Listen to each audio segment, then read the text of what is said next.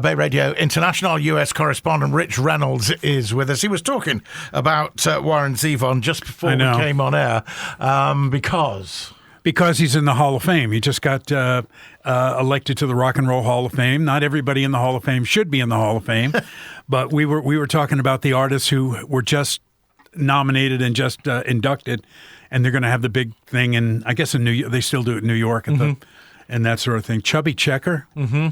One hit, same song over and over again. More than one hit. I know it's a great song. It's an absolutely great song, but anybody under the age of 70 isn't going to remember it. Rework it a bit here and there. Actually, it was back again on re-release in the 70s in the UK. Some people never dies. Know that twist again. Joe Cocker ought to be in the Hall of Fame. Big number one with a little help from my friends. I think might be the one that makes the difference for him there, of course. Yeah, but he was great. He's great live, and there's nobody like him. Bad Company, not a fan. What? One album. Come on. No way. One album. Oh, I don't. Come on, at least be like Chubby and have one song. I don't believe you. No. Cyndi Lauper. Oh no, I can't believe she's not in already. I know, she's pretty great. Wow. Outkast. Okay. White Stripes. Yeah, a bit too new for you, both of those. Soundgarden. Yeah, absolutely. I would have thought they'd be there. Yeah. Salt and Pepper and Warren Zevon. Warren Zevon. There we go. With one of the great of London. openings to a pop song in history. I saw a werewolf Rip with your a Chinese, lungs out, Jim. Chinese menu in his hand. Great opening line. Oh. Yeah. Mm-hmm. Okay. His hair was perfect. Yeah. Chubby Checker had an extremely disturbing private life, says Mark. Did he? Like what? Now, probably not something we can talk about. Now we are. We'll have a look. We are very, very intrigued. We will have a look. Okay. Right, all things US. Let's start with something that isn't Trump. What about this huge gig Lady Gaga did on Copacabana Beach? The main story initially, of course, though, was that police foiled a bomb plot targeting that show. Targeting Lady Gaga on the beach, on the Copacabana Beach in... I think a lot of people may have already heard the story who love music, but she had, 2.5 million people on the beach? 2.1.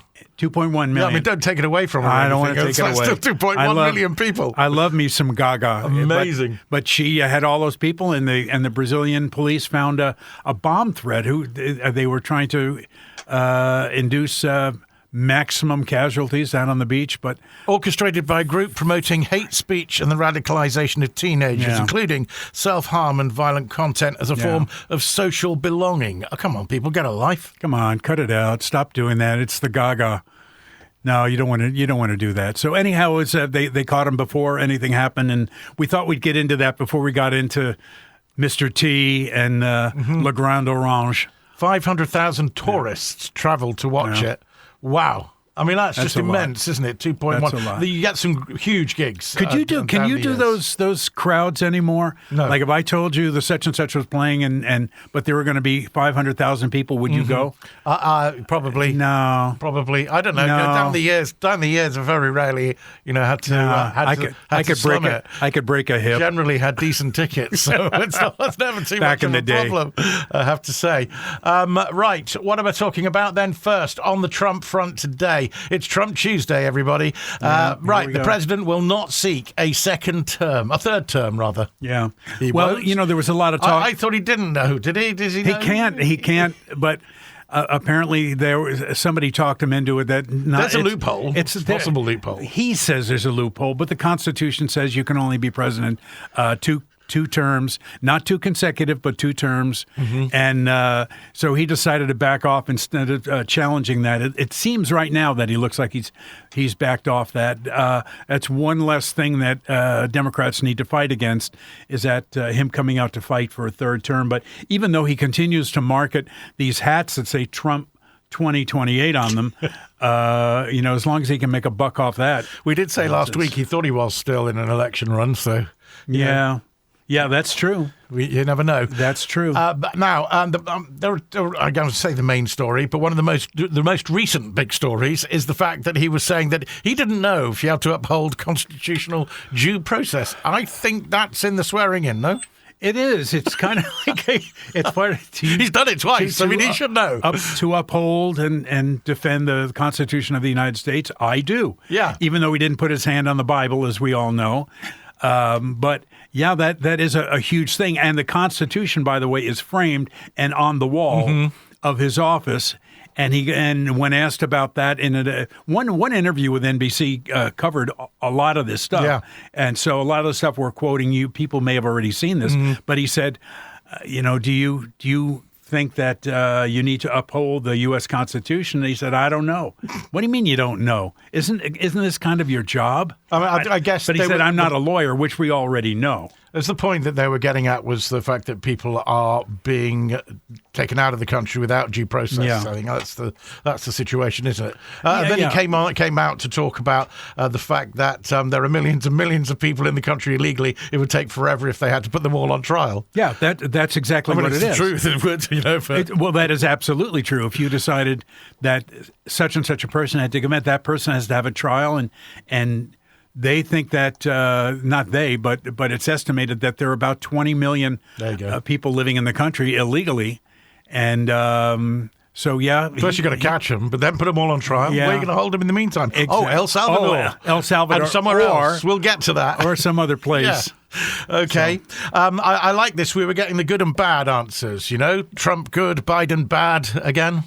Yeah, he in that same interview, she said, Kristen Welker said, "Hey, well, what do you think about the economy? Is that your economy or is it Biden's?" He says, well, the good economy is mine, the bad economy is Biden. And anybody who follows this knows that the economy was doing quite well. Well. Everybody was doing very well. That was in the stock market. I won't say everybody, but a lot of people were doing well in the stock market, including his millionaire and his billionaire friends.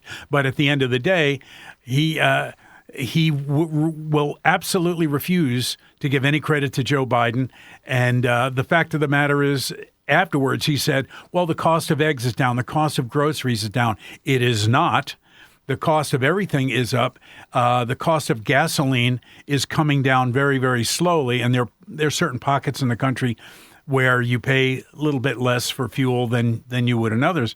But the fact that he refuses to give Biden any credit at all, that the economy is in very sad shape right now, and headed in the wrong direction, as a lot of Americans are saying. It was almost like she was leading him down a path to say all of these things, wasn't it, really? Yeah, but she didn't. He got to talking about the economy and about how the markets have fared, and he was just spouting usual Trump stuff.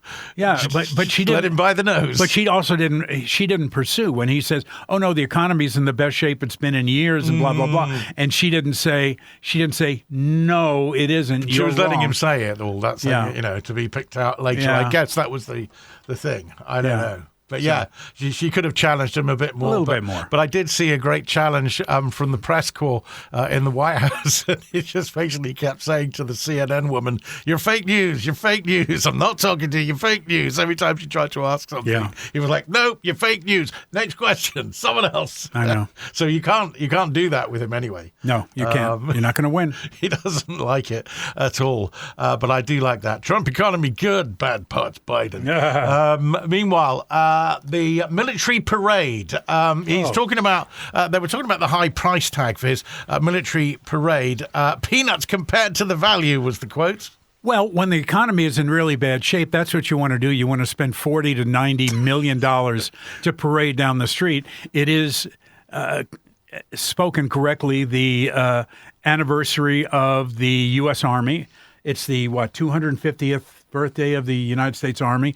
It actually happens to be his birthday. It happens to be his birthday, yes. And so he thinks it would be great to spend $40 to $90 million on parading down the street. But the big problem that a lot of Americans, and I know a lot of Democrats especially, have with that is that this is something that they do in France. And I know he was inspired when Macron invited him over for a military parade, and he's in France, and he sees all these people parading down the Champs-Élysées, and Vladimir's about to do that in Moscow. Well, but, maybe. People have to point out to him that this is not a country. We don't have kings. We don't do that sort of thing. No, he thinks he is the king, remember? He is. He is? Oh, okay. Hence a parade on his birthday. And the parade on his birthday. 14th of June. But it is a lot. When the economy's in really bad shape, I think the optics are really bad to spend this sort of money on... But his quote, wasn't it? Peanuts compared to the value of doing it. Mm-hmm. Yeah, okay. Yeah, I can't see what the value is. Spend it on veterans that need housing. I tell you, it probably equates to about 20 M1 tanks or something like that. Yeah. Well, I'll tell you something. This is a country where you got a lot of people sleeping on the streets, and that money could be spent helping them out. But what do I know? Okay, fair enough. Mind you, that said, I want to know whether you took up on was the scheme around already? Is that why you left? The $1,000 to leave? It's a new one, isn't it? The administration it is offering new. $1,000 to undocumented migrants to leave the U.S. It's an interesting idea when you come down to it. It's not a good idea, but it's an interesting idea to offer people $1,000 to leave the country. And apparently, if you are in the country illegally, $1,000 is a lot of money to you. And you can use it to stay. Exactly. Hide away somewhere. But a lot of these people, they'll put them on an airplane to whatever country they came from, El Salvador or Venezuela. You have to think Honduras. that can't really be a disincentive then, can it? Because you're going to get there, pick up the money, get on the plane, go back, come back again, get another $1,000, don't pass go, keep doing but it. he says, but if he, from what I can tell, he says, if you want to come back legally, we'll welcome you back. Right. So it's a matter of he's looking to get rid of everybody who's in the country illegally, bring them back legally. It's gonna take a long time. Or you could take a leaf out of the UK's book and send them to Rwanda. Oh, Rwanda. Now they're talking about it. Early stages, but the Trump administration are talking about sending migrants to Rwanda. Is this the country the same as Hotel Rwanda, where they? Yeah. Any of you out there see the movie? Not a good place, but it turns out if you're waving American money around and you say, hey, we'll give you X number of dollars to take all these prisoners in, because it does cost, what is the estimate? A little over $14,000 to house and keep an illegal in custody. It's a lot cheaper for the government, they say, to send them off to some other country. And Rwanda seems to be interested in doing this. Is El Salvador full already? They're already over El Salvador. It's like, yeah. But they're looking. It's definitely something the UK were talking about. Yeah, they didn't. They didn't actually do it. I don't believe it's actually happened. Not one person has gone as yet. Oh, okay. But they had previously agreed to accept migrants deported from the UK. It was legal challenges basically, and nothing subsequently has happened. But the US may well go ahead and do that. Right, Alcatraz. You can't put this one down, can you?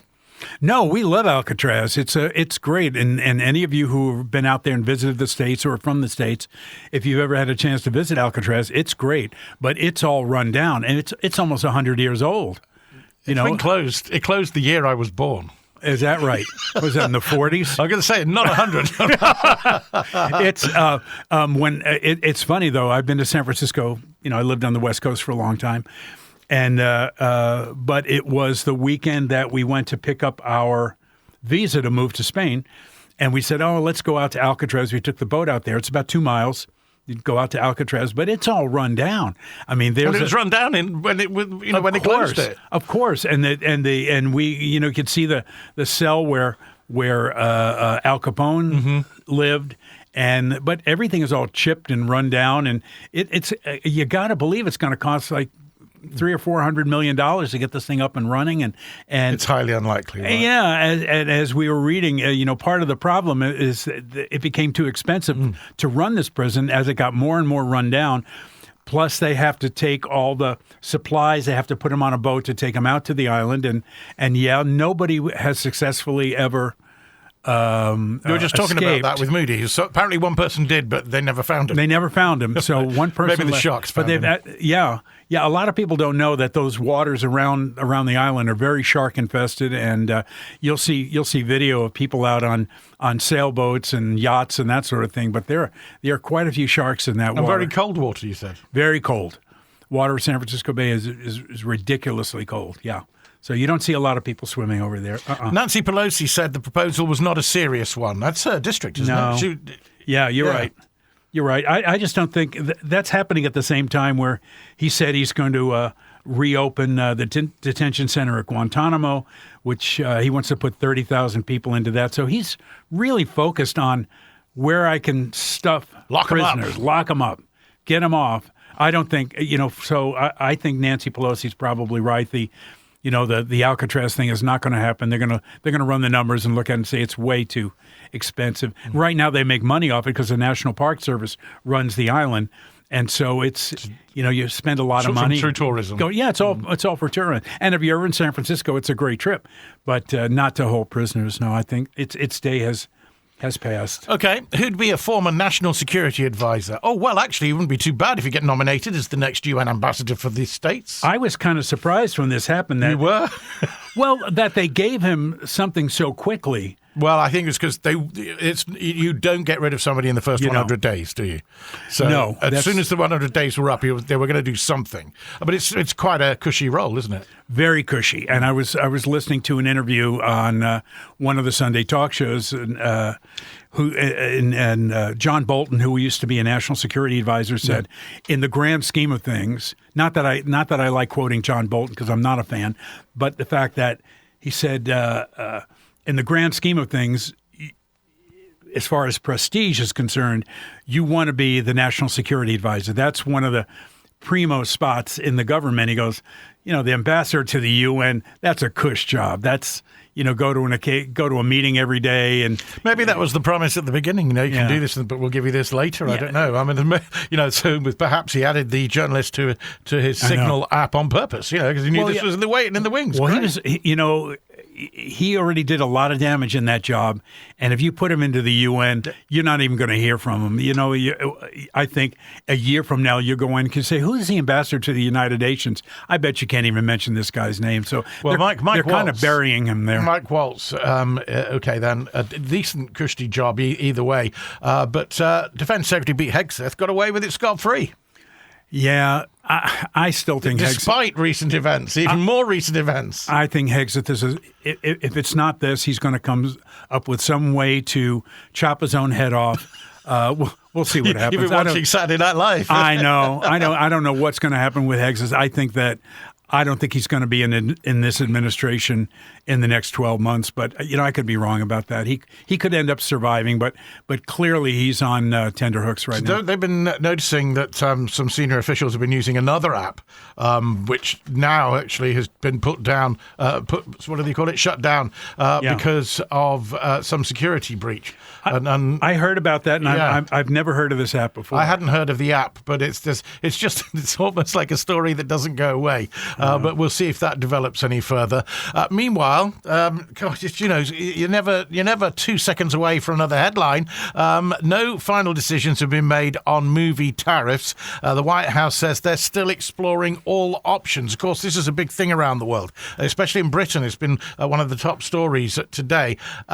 Now, the thing I don't know if you, because you're quite a movie buff, the thing that gets me now is like you have to go through about 10 different companies who all are part of putting the movie together, right? Before you even get the opening credits these days, yeah? So that tells you already that lots of different companies are involved. Lots of them are from different parts of the world. How do you work out what is or isn't an American movie? You'll see a lot of independent films. Indeed. Especially in something like Netflix, where you'll see there'll be 5 or 6 or 7 It drives me crazy. countries, and all of these companies have basically thrown a little bit of money into the pot. That's why you go, oh, why is this company involved? Right. Because everybody threw a little bit of money in that they didn't go to 20th Century Fox and say, hey, this is going to cost you $100 million.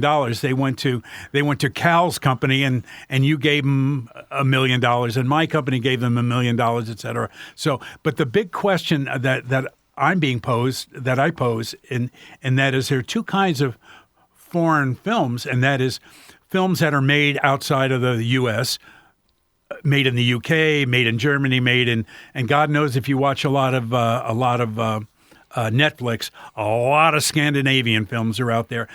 But the question is, or are you talking about American films that are being shot outside of the country? He wants to revive Hollywood, he says. So he does. Well, he's going to have to do a little bit better than as far as tax incentives are concerned, because so many movies are shot in Vancouver. They're shot in Montreal. They're shot in Toronto. A lot shot in Spain because of the light and the fact that the weather's good, because you don't get those down days that cost a fortune. Very true. A lot of Game of Thrones, for instance. A lot of Game of Thrones and a lot of Westworld were shot in Valencia, and also... Well, actually, traditionally, the spaghetti westerns were shot in Almeria. Yep. Yeah, I saw one recently, and I thought, boy, that kind of looks familiar. Yeah. And then I looked it up, and I go, it was shot in America in the 1800s, Almeria. Yeah, there we go. There we go. So if you want to get more movies shot in the U.S., and I know a lot of these actors and directors would love to shoot more in the U.S. The problem is the difference in shooting in Toronto or shooting in Montreal and shooting in Los Angeles is it's like at least twice as much. So you can't really put those two on the same footing. Okay. We'll see. We'll see what happens. No decision's been made anyway, but a decision has been made on cutting funding to the likes of NPR and PBS. Public Broadcast Service is PBS. What's NPR? National Public Radio. Right, okay. And of course, public broadcasting they're the people who brought you Sesame Street. And back in the day, Monty Python was introduced to the country on public broadcasting, and painting shows and cooking shows and all a wide swath and a lot of news. But Trump's big problem with that is that he thinks a lot of the news on National Public Radio and on public broadcasting skews to the left. He doesn't like any news at the moment. He doesn't even like his own Fox News now. No, he doesn't even like Fox News now. So everybody except a couple of small services, he thinks everybody's out to get him. But this is really going to hurt a lot of these services, especially a lot of this money goes toward small stations. I started at... Do you know how much there is? It's about $500 million? Yeah. You started in public service broadcasting? I did. I started out as a cameraman at a public station in Ohio, and as a floor director and as a cameraman. And, without that, stations like that, and a lot of them are at universities. A lot of schools at the University of Wisconsin, great training grounds, Michigan, or Alabama or Ohio State. They have public stations, and they depend heavily on this thing. And the rest of the money is augmented by individual donations and corporate donations, but that'll only take you so far. So you need that grant money that's coming from the government, and picking on Elmo and picking on Monty Python and picking on shows like that. By the way, a lot of shows like Downton Abbey also appear on public television. Doctor Who also. I remember that from Big Bang Theory. So exactly, that's how a lot of Americans are introduced to English shows is through public broadcasting, and so we'll see what happens with that. Hopefully, cooler heads are going to prevail, and at least there's going to be some money. No, I don't know. Maybe some money for Elmo. Maybe next we might be terminating grants for the National Endowment for the Arts. Oh, boy. Oh, no, we are. The Arts Agency terminating dozens of grants after Trump proposed eliminating the National Endowment for the Arts. Yeah, let's talk about the NEA for a second. It's an organization not many people know much about unless you work in with like community theater and local orchestras and that sort of thing. But finding $5,000 or $10,000 for your upcoming concert or to finance a youth program or something like that, that's gold.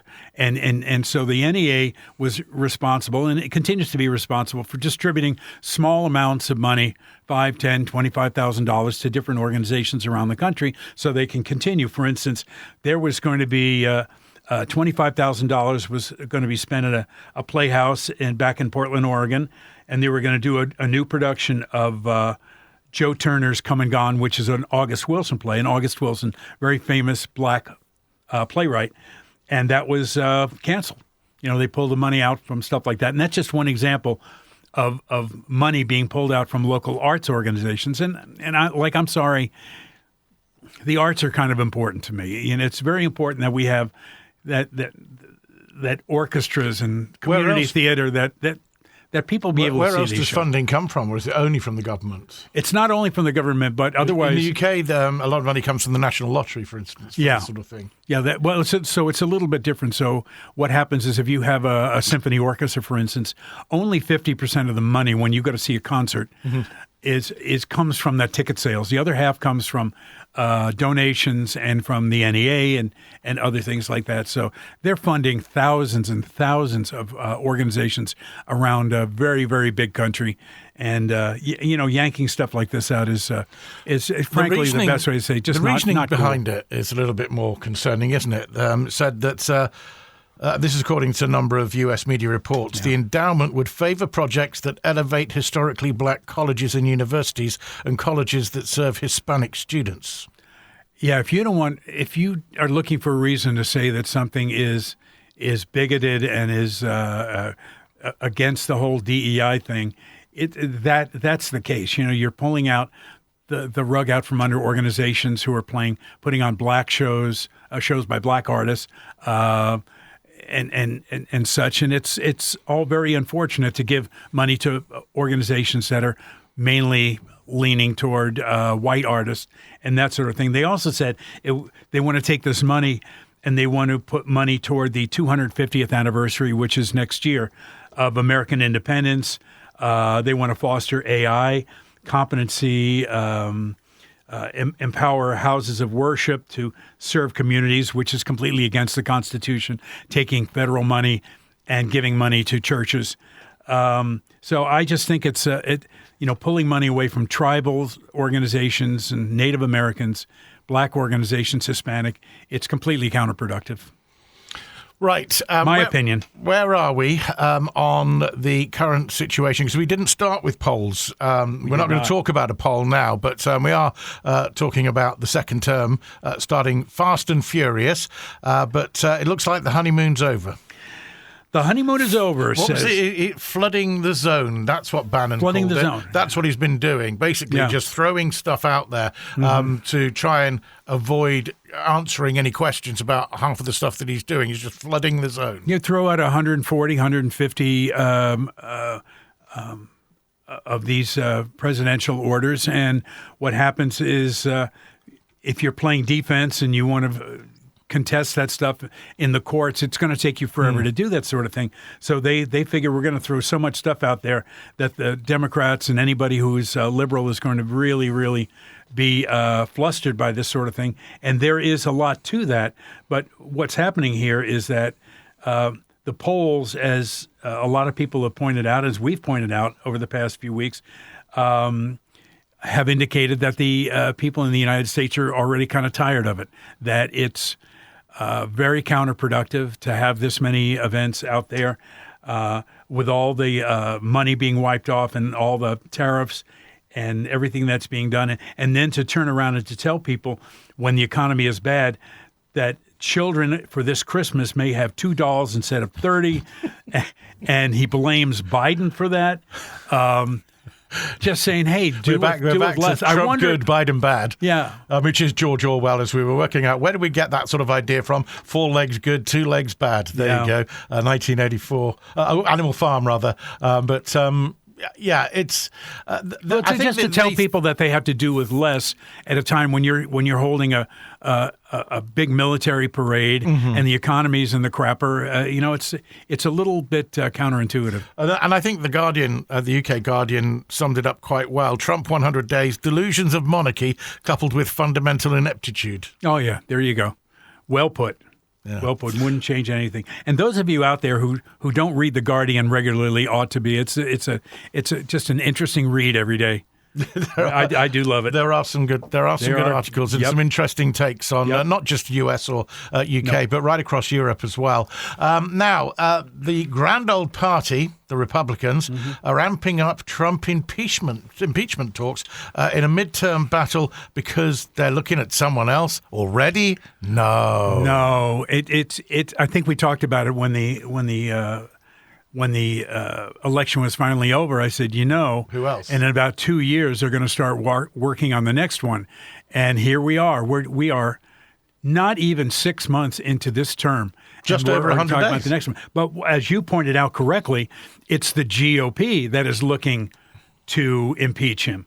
The fact is, I don't think that's going to happen because it takes a lot of energy to impeach them. Everybody has to remember impeachment is nothing more than we're going to bring you to trial and you're going to stand trial for apparently all these things that you've done.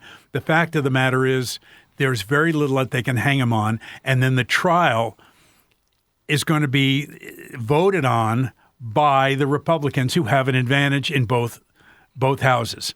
So the chances of them passing, you can impeach him all you want, but you're not going to. You weren't able to pin him to the ground the first or the second time. You're surely not going to get that done the third time.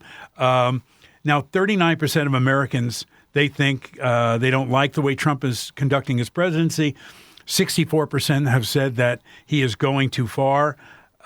50 of his executive orders have been partially or fully blocked by courts. So, he's trying to, as you say, flood the zone. It's like drinking out of a fire hose. It's how can you catch up with this stuff? But the chances of him being impeached, pretty close to zero. It's not going to happen. Right. Okay. Yeah. I didn't think it would last very long. And there is, of course, the rewriting of history that's been going on throughout. Project 2025 on the agenda, and a main story about historians being alarmed because of the U.S. story for the 250th anniversary. Looks like it's being rewritten at the moment as well. He's trying to clean everything up before I think it's sesquicentennial next year, whatever it's called, the 250th anniversary. So what he's trying to do is clean everything up so Americans come across looking pristine, taking a lot of things out of the history books, eliminating the accomplishments of anybody who was darker, shall we say, anybody who is Hispanic or black or Native American, trying to eliminate them and make it look like white Americans are the ones who are literally whitewashing. Literally whitewashing things. So he's trying to clean up the American image, and he's going to try to get all this done by the 250th anniversary. But we still have a year before this happens. But to even be spending money or time on this, to me, is just foolishness.